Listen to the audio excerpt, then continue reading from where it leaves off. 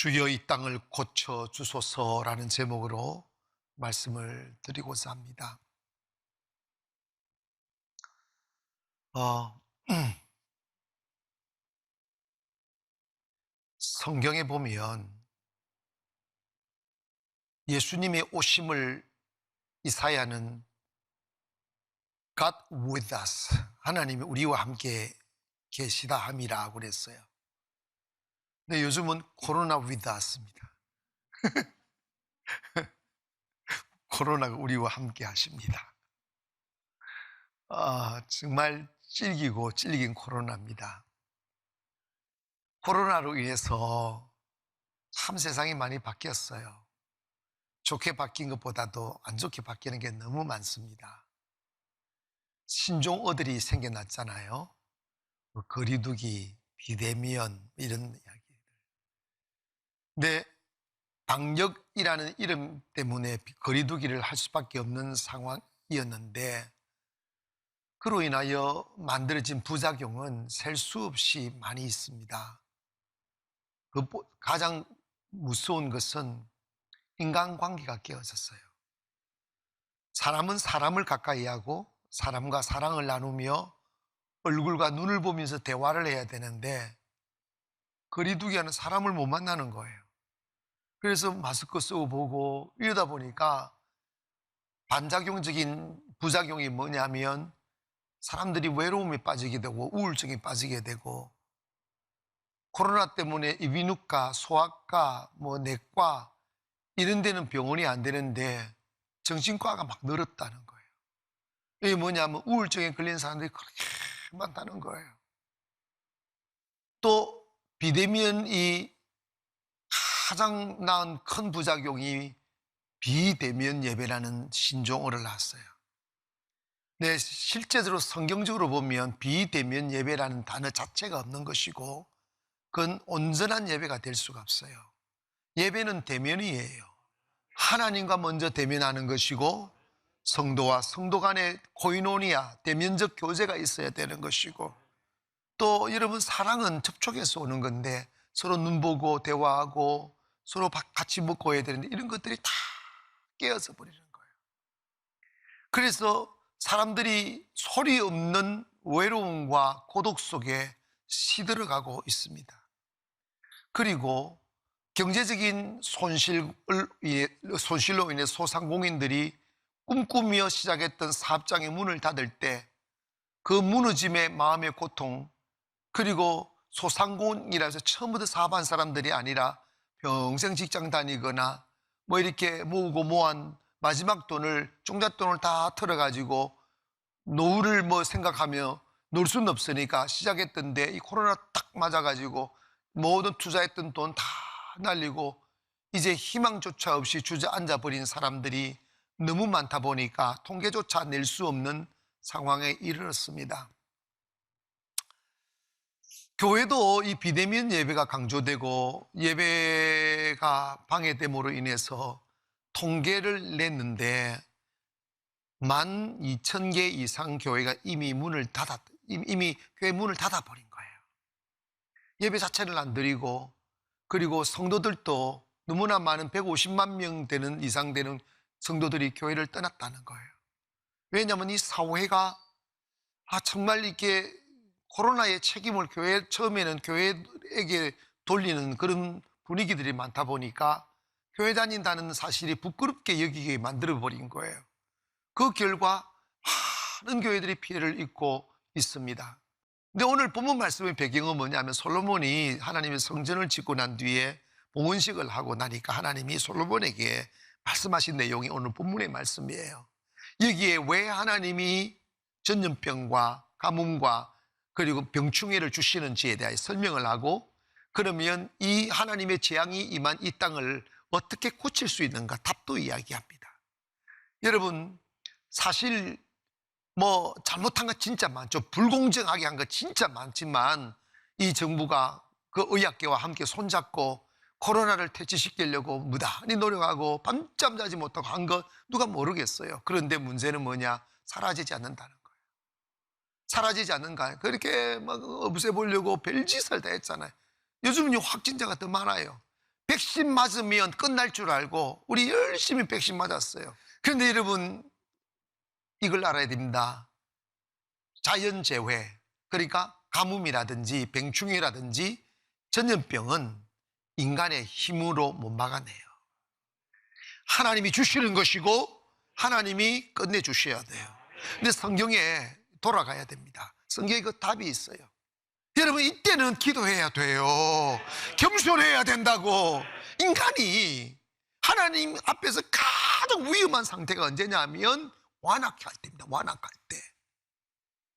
정치인들만 완악한 게 아니고 성경 딱 보면 하나님이 재앙을 내리시거나 축복을 내리실 때 세상 전체를 보고 판단하고 결론을 내리지 않아요. 하나님의 백성들의 모습을 보고 축복할지 재앙을 내릴지 결정한다는 거예요. 오늘 본문 다 나와요. 초대교회 보십시오. 지금보다 10배, 100배 더 심한 핍박과 고통 속에서 복음이 시작되었지만 그들이 살아있으니까 불같이 일어났다고요. 예수님이 말씀하셨잖아요. 너희는 세상의 소금이다.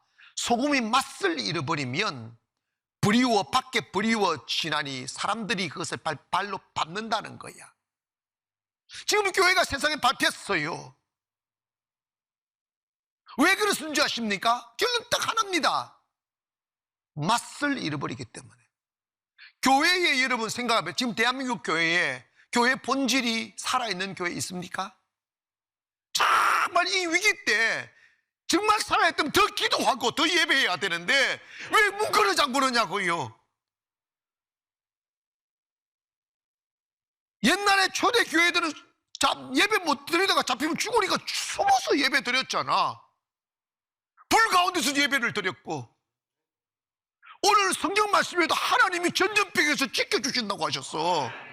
그런데 목사님들이 겁을 먹고 스스로 안 나와버리면 뭐 예수 믿는 사람이에요. 믿음의 본질을 상실한 거죠. 이 땅이 너무 황무한 거예요. 그런데 시편 91편 5절 이하에 너는 밤에 찾아오는 공포와 낮에 날아드는 화살과 어두울 때 퍼지는 전염병과 밝을 때 닥쳐오는 재앙을 두려워하지 아니하리로다. 아멘. 전염병도 재앙도 두려워하지 않는다는 거예요. 1000명이 내 왼쪽에서 10,000명이 내 오른쪽에서 엎드려지나 1000명 10,000명이 쓰러져, 병 걸려 쓰러지고 전염병 걸려 쓰러진다 할지라도 이 재앙이 내게 가까이 하지 못하리로다. 믿으시면 아멘 합시다. 믿어야지. 오직 너는 똑똑히 보리니 악인들의 보응을 내가 보리로다. 내가 말하기를 여호와는 나의 피난처시라 하고 지존자를 그의 거처로 삼음으로 화가 내게 미치지 못하며 재앙이 내 장막에 가까이 오지 못하리라. 저는 코로나로 인하여 무너진 교회도지만 일반 오래된 교회들도 다 축소하고 문 닫고 뭐 별짓 다 하지만 제가 생각했어요. 이건 아니다. 이럴수록 더 전진해야 된다. 이럴수록 할 일을 해야 된다. 그러면서 우리 새성전 건축 시작했어요. 지금 잘하고 있어요. 여러 가지 하지만 하나님 역사할 겁니다. 어려울 때 가야 돼요. 그 하나님 살아계심을 보여야 돼요. 회복됩니다. 회복됩니다. 그 회복되기 위해서 하나님이 뭐라면 악한 길에서 떠나라는 거예요. 오늘 본문 역대하 7장 13절 보니까 홍내가 하늘의 문을 닫고 비를 내리지 아니하거나, 이거는 가뭄이 오거나 이 말입니다. 홍 메뚜기들에게 토산을 먹게 하거나, 이거는 병충해가 왔다는 거예요. 혹 전염병이 내 백성 가운데 유행하게 될 때, 지금 전염병이 퍼지듯 유행하게 될 때, 이 말씀 잘 들어서 내 이름으로 일컫는 내 백성이 그들의 악한 길에서 떠나 스스로 낮추고 기도하면 내 얼굴을 찾으면 내가 하늘에서 듣고 그들의 죄를 사고 그들의 땅을 고치리라. 지금 하나님 대한민국 땅을 고쳐주셔야 돼요. 그런데 여러분, 우리는 세상 사람들이 악해서 그래, 정치인들이 악해서 이렇게 됐어. No, 아니에요. 하나님의 판단은 세상 사람들에게 관심 없어요. 한 내 백성, 교회와 성도들의 모습이 타락할 때 재앙을 주신다는 거예요. 여러분, 지금 한국교회 우리 그리스도인들 성경에서 너무 빗나가 있어요. 너무너무 타락했어요. 교회 안에 하나님의 말씀이 왕노릇하지 않아요. 언젠가부터 예수님이 그토록 싫어했던 유대교 안에 있었던 전통과 전례, 교회를 유지하기 위해 인간이 만드는 전통을 하나님의 말씀보다 더 위에 있게 했습니다. 그 결과 이스라엘 망했습니다. 요즘 대한민국이 똑 닮았어요. 기가 막힐 일들이 많습니다. 여러분, 내 백성이 죽기로 돌아오면, 그리고 내 백성이 악한 길을 떠나면 내가 이 땅을 고친다는 거지. 이 말씀 뭡니까? 자복하고 회개하라는 거예요. 돌아서라는 거예요. 저는 우리 가나안을 개척해 놓고 정말 전통교회들이 버려야 될 것을 내가 알고 있는 한 다 버렸어요. 그래서 우리 이렇게 행복해지는 거예요. 교회는 전통 위에 서는 것이 아니라 하나님 말씀 위에 서면 행복해요. 잘 되게 돼, 회복이 돼. 그래서 살아있는 교회 보면 다 살잖아. 이해가시면 아멘. 그리고 하나님 축복이 있는 장소 오면 축복을 받잖아요. 다 잘 되게 돼 있다니까. 악을 버려야 돼요. 악을 버려야 돼요. 주님의 영광을 위하여 자기 기득권 버려야 되고. 어떻게 하면 주님이 기뻐하실까? 하나님, 여러분 봐봐요. 우리 교회가 지금 대한민국에서 가장 핫한 교회잖아요. 근데 왜 하나님이, 목사님도 그래요. 왜 하나님이 성도 가나안교회만 축복하느냐고. 이유가 있어요. 이유가 분명히 있다니까. 이유가 뭐예요?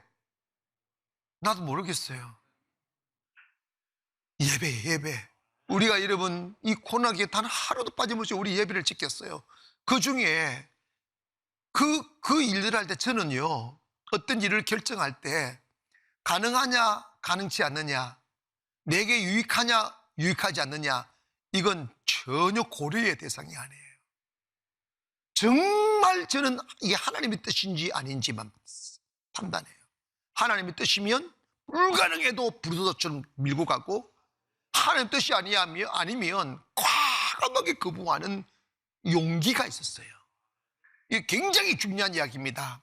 교회가 폼 잡는 것도 아니고 세상 자랑하는 것도 아니고, 교회가 하나님이 영이 떠나고 하나님 역사하심이 없으면 그건 이미 죽은 거예요. 여러분, 초대교회가 그토록 핍박을 당해도 생명이 있으니까 살아나듯이, 코로나 때문에 문 닫았다, 그건 이미 죽은 교회예요. 내버려두면 이미 죽어 있는 거, 껍데기만 있는 거, 알맹이가 뭐가 있어요. 여러분, 정말 우리가요, 이 코로나의 전국에서 벗어나려면 이제 과학으로 안 된다는 걸 인정하잖아. 방역으로 안 된다는 인정하잖아요. 이 사람들 하나도 안 되니까 위드 코로나라는 말을 만들어낸 거야. 비스무리하게 실패한 거예요. 그러면 이거 누가 막을 수 있어요? 전염병은 하나님이 주시는 것이고, 이스라엘 백성들이 전염병으로 죽어갈 때 이스라엘 백성이 다 금식하며 기도하니까 전염병을 하나님이 싹 사라지게 만드는 거예요.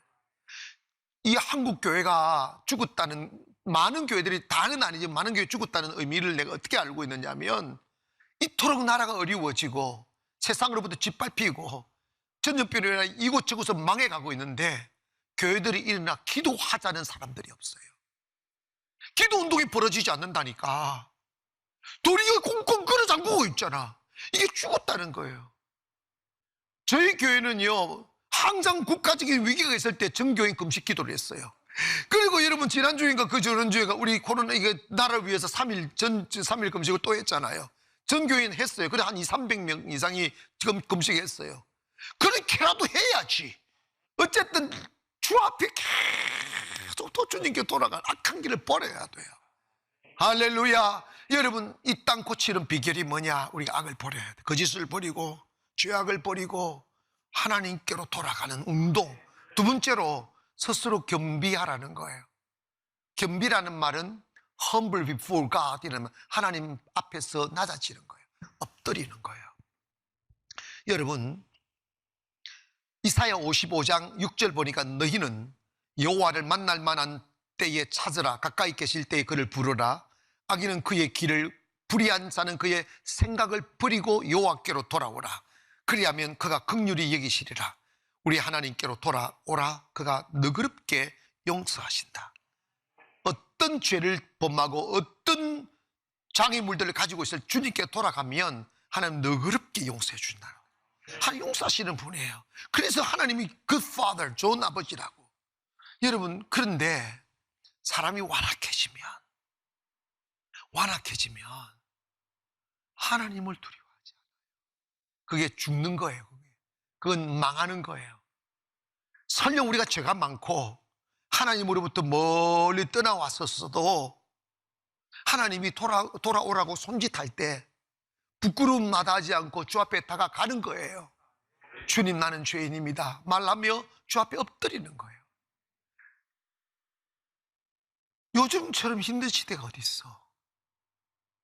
그러면 우리가 만약에 우리 선조들이었더라면 벌써 산에 들에 가서 비늘을 뒤집어 쓰고 산기도 하기 시작했을 거예요. 여러분, 예루살렘을 바라보면서 예수님이 이런 말씀하세요. 완악한 예루살렘. 유대인들을 딱 보면 진짜 완악해요. 딱 우리나라 사람들하고 닮은 게 너무 많아요. 예루살렘아, 내가 암탉의 병아리를 품듯이 너를 품으려고 몇 번이나 했느냐. 그러나 너희들이 원치 않았다.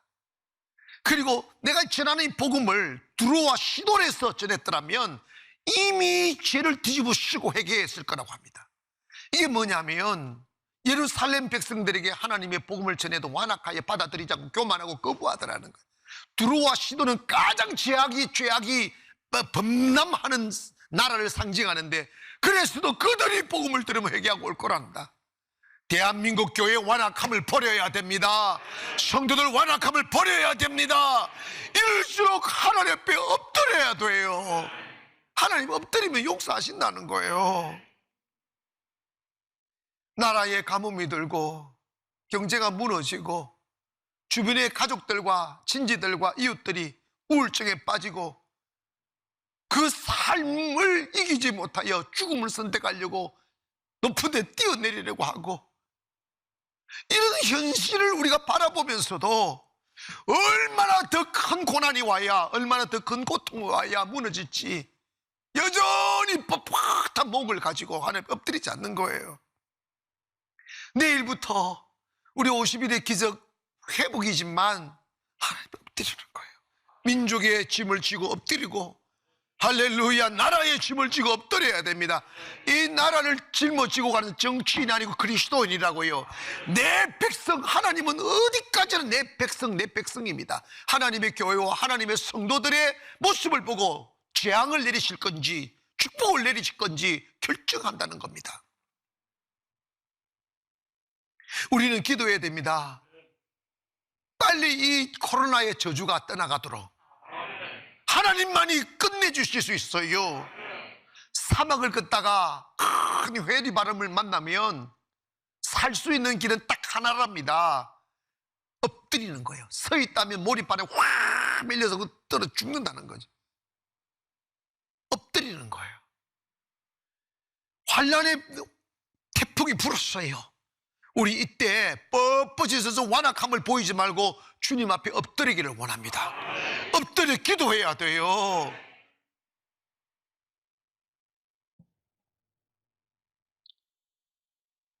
제가 목회하면서 저도 경험한 바 있고 많은 성도들의 모습을 보면서 교회 오실 때는 다 망가지고 희망 없고 다 찌그러지고 소망이 없는 모습으로 오셨는데도 불구하고 그냥 교회가 가는 곳으로 기도하면 기도하고 예배하면 예배하고 그 자리에 머무는 사람들 보면요, 하루 얼굴색이 바뀌어. 환해진다니까. 그러면 내 영혼이 회복이 되고 내 심령의 회복이, 현실도 회복이 되게 되어져 있어요. 때문에 여러분, 이 황폐해진 이 땅을 바라보면서 우리 다시 한번 엎드리기를 바랍니다. 누군가가 하겠지. 여러분이 나서서 주를 위해 예배하기를 원하고 나서서 나라 위해 예배하다 보면 하나님이 고쳐주신다는 거예요. 마지막으로 하나님이 우리에게 전염병으로 인하여 재앙과 전염병에 고통당하는 이 나라를 위하여 해야 될 일이 뭐냐면 하나님의 얼굴을 구해라는 거예요.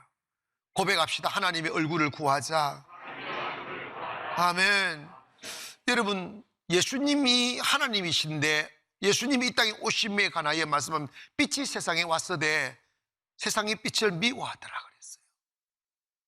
빛을 제일 싫어하는 게 뭡니까? 어둠이에요. 사람의 마음이 어두워지면, 영혼이 병들게 되면 하나님 앞에 나오기가 싫어져요.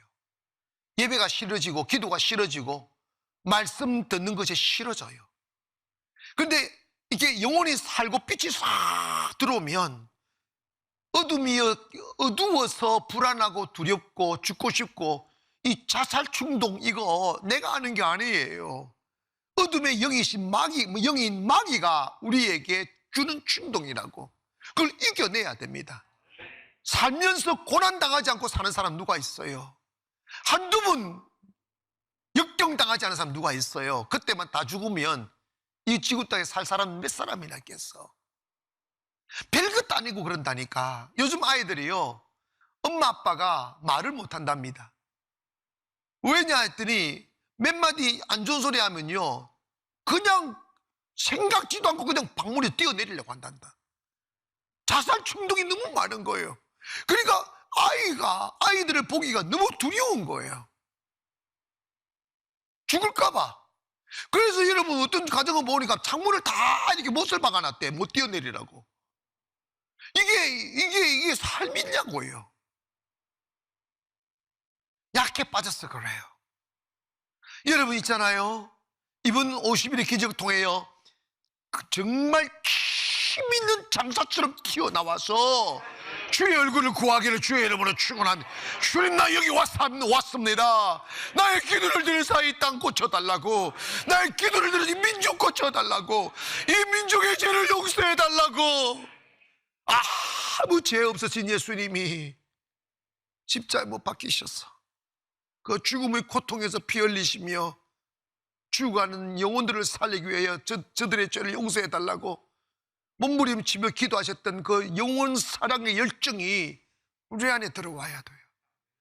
여러분, 세상 사람과 불신 정치인들은 나라가 망가지든 백성들이 고통당하든 강 건너 불구경하듯이 하지만 우리 그리스도인들은 그럴 수 없잖아요. 우리 그리스도인들은 꿈을 가져야 돼요. 저는 정말 그런 상상이 들어요. 여러분, 통계에 의하면 우리나라가 세계에서 가장 빨리 없어지는 나라래요. 왜냐하면 인구 절벽이 인구가 10년 사이에 10분의 1로 출산율이 툭 떨어졌어요.